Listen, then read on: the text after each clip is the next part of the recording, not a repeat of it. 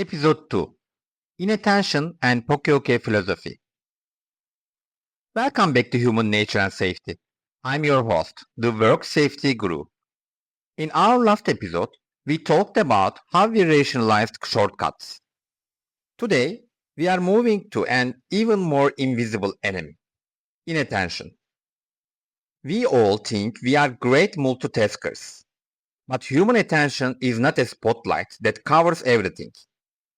It's a flickering candle. It has limits, and when we push them, we invite danger. Let me tell you about John. John was a veteran operator with 20 years of experience. He knew his machine like the back of his hand.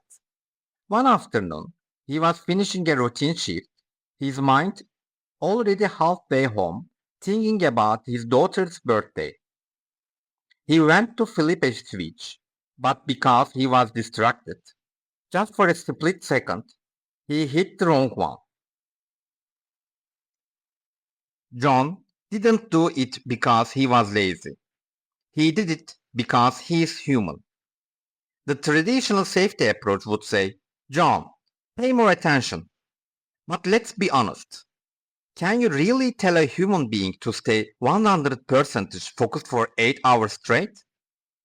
That is not a strategy. That's wishful thinking.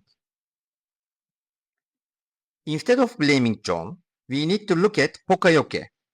It's a brilliant Japanese concept, mistake proofing. It means designing systems so that even if you are distracted, the process prevents that mistake from happening. Think of a simple plug that only goes into a socket one way. You cannot mess it up even if you are not paying attention.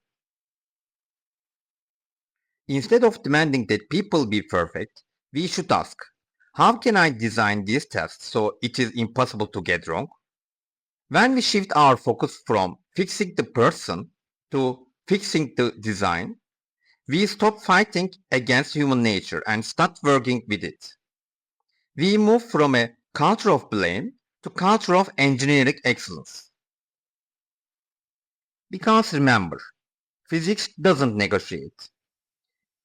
If a designs allow for an error, eventually someone, maybe you, maybe me, will make that error. Just like John did. Your challenge. Find one thing in your workspace that relies only on your focus to stay safe. Then ask yourself, how can I make these mistakes proof? In the next episode, we will dive into peer pressure. Why do we think we know are dangerous just to fit in? Until then, design for success and stay alert.